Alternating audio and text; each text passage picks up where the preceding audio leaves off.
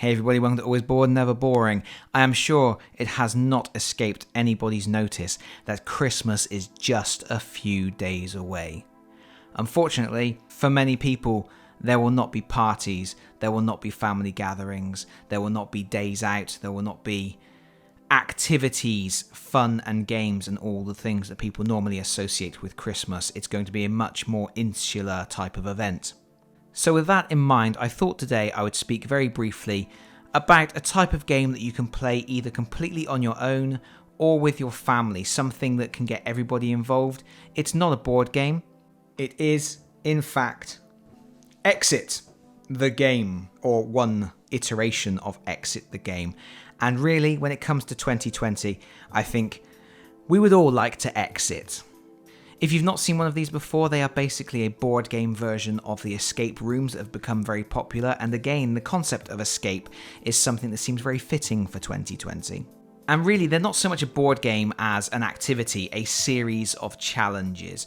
You are presented with the scenario, and you get a first riddle within that scenario. When you solve that riddle, you move on to the next riddle. You work your way through riddle after riddle and puzzle after puzzle, until you eventually solve the game or chuck the game in the bin in frustration.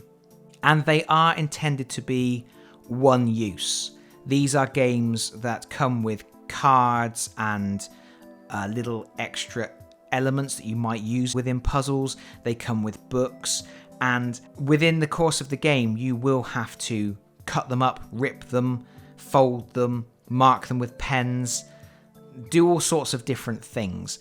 By the time you've completed the game, you will know the solution to the problem, so you would not be able to play it yourself again anyway. But furthermore, and perhaps more of a shame, you are not even able to re-gift it to somebody else because you will have damaged it to such a degree that the solutions to the problems will be immediately apparent to anybody who opens the box. And that also makes this a little bit difficult to review because it means I cannot really show you any of the components in this box, because if I do show you things, you will see how I have ripped and cut and folded and marked and moved and twisted and bent the different components that have been provided, and it will spoil the game. And I guess that element of a one-shot game is going to be a make or break thing for a lot of people, because I paid £10 for this. I actually paid £10 for this in Riddle, and I paid that £10 knowing that it was a one shot, but thinking to myself, well, if I can get one evening's entertainment out of that game, it's worth the £10 investment. Of course, £10 was actually a discounted price. I think these retail for around £15 each. And when I sat down and played this with my wife, we were expecting to get a whole evening's entertainment for that. I should point out that this particular adventure, the Sunken Treasure, is a novice level game. It was the only one that Riddle actually had, and perhaps was a little bit too easy for us, but we breezed through this in 90 minutes. And I do feel that for my £10, 90 minutes is a little bit on the slim side for the amount of entertainment I would expect for that amount of money. Having said that, we did really enjoy it. I think there was only one puzzle that really stumped us, and we actually felt it was a little bit unfair because it involved something that, again, I can't talk to you about or tell you about, but it's something that felt like a little bit of a cheat because it's something you would never really think to do, I don't think. But regardless, that aside, we had to use one clue card. Each riddle in the set, you get a series of clue cards to help you solve it. We ended up using one of those clue cards for that one particular riddle, but everything else we were able to breeze through pretty easily. Nothing really stumped us much. The biggest thing for me, the thing that stumped me the most, was two of the puzzles involved colours and identifying colours on images, and I am colourblind, so it was a little bit more difficult for me to actually identify the different colours, and on those ones it was basically down to my wife to solve those particular riddles because I couldn't really get involved with them. Of course, the aim of these games is to solve them as quickly and efficiently as possible, and there's actually a scoring sheet in the rules book, and to score an absolute 10 out of 10 score, you have to complete the game in under an hour. So you have to assume that some people will be able to complete this game in under an hour, and is a £10 investment worth it for under an hour? I think that's going to be a judgment call that everybody has to make for themselves. I think everybody values games differently, everybody values experiences differently, but it's certainly something to be very aware of. Regardless, this particular adventure, and there are numerous different exit the game adventures available, this is the Sunken Treasure and is of course recounting your attempts to find some sunken treasure whilst you are under the sea. You have this book here, and at the start of the game you open this book to page 1, and again I can't even do that because I'm starting to reveal things that you shouldn't see until you start a timer, because you are supposed to be timing yourselves. And even looking at the first riddle before you press that stopwatch is a little bit of a cheat, is a little bit of a head start, so I can't even open this book. But basically, you turn it to page 1, you are presented with the first riddle. You have to solve that riddle, and every solution to every riddle will give you a 3-digit code.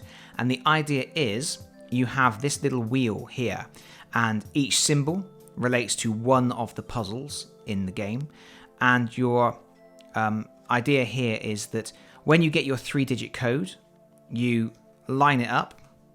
So if my answer was 453, I would line this up, and then here we can see that I am supposed to look at card number 7, and there is a stack of answer cards. So I would find card number 7, and that will either say you're wrong, in which case you have to go away and rethink your answer, or it will say you might be right, and then it will give you a card that has all of these different symbols on it. You have to find the symbol relating to your particular puzzle, and that will direct you to another card again, and then that card will tell you whether you are actually right or wrong.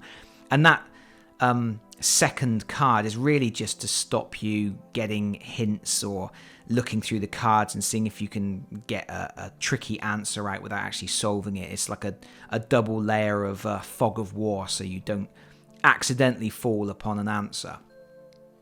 So this is a pretty neat idea, and that's really all there is to the game. You just work through puzzle to puzzle. If you put in an answer correctly, if you find the correct answer card, it will instruct you to turn the page to go to the next riddle in the book, and you will probably get some riddle cards as well. And those riddle cards will either be information that you need to solve the puzzle, or they will actually be elements that you will use to solve the puzzle. As I mentioned before, you may have to cut them, rip them, fold them. You may have to use them in conjunction with other items. There are little extra elements that are in this box. There are some coloured gems. There is a cardboard press out of the mast of a ship. There is a cardboard press out of a coin and a flag. And all of those things are used in different ways, either with the riddle cards or with the book itself, in order to come up with clever ways to solve different puzzles as they are presented to you. And I have to say, some of the puzzles are very clever, very, very nicely put together. And it's clear that a lot of thought went into each puzzle that you are presented with. This was a slightly easy challenge. I would be interested to see one of the expert level games, because I think with the ingenuity shown in just this novice set, I think some of the more difficult ones would be very clever and very taxing. But that's it really. These are games that you can play on your own, but generally having a few extra heads around the table will help you.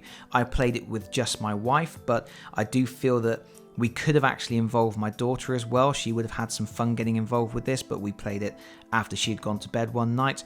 So I do think this is the type of thing that a family could sit around and play, and it might perhaps be a nice change from Monopoly or Cluedo for people who would normally roll out those games at Christmas. And certainly for people who may not be able to get together with their game groups they would normally get together with, this is something to pass the time. Unfortunately, it is just that one shot, and unfortunately, it does play rather quickly. So if you are looking at an extended period of time on your own, this probably isn't going to be the best option. But if you are looking for just a single evening's diversion, if you're thinking, well, it'd be nice to have something to play with my immediate family after the Christmas dinner, you could probably do worse than one of these, as long as you are prepared to accept the fact that after you've played it once, that's it, it's going in the recycle bin, you cannot even re-gift it. I had fun with this one. I do think I overpaid for the amount of fun that I got, but I do think it was clever, and I am actually interested to try some of the other ones. And I suppose I do feel I am a little bit spoiled with this sort of thing because I do play Sherlock Holmes Consulting Detective, which is a marvellous game and incredibly well thought out and very in-depth and very challenging and very clever, and you really have to be on the top of your game with that particular game in order to win, in order to get a good score. And I do think this Exit the Sunken Treasure pales in comparison to that, which is probably a little bit unfair, but that is something that I think would be a better option for people looking for a much more in-depth and extended amount of play. But there we go. I think this is probably the weirdest review I've ever done on my channel because I really can't tell you much about the game. And it really is just a series of puzzles, one puzzle after another, leading you to the ultimate conclusion of finding the sunken treasure. Is it worth it? I guess that's up to you. But that is it from me for now. Thank you so much for listening. If you've enjoyed the video, please consider pressing the like button. If you've really enjoyed the video, please consider subscribing if you don't already do so. And hopefully, I'll see you all again very soon. Bye bye everyone. Bye bye.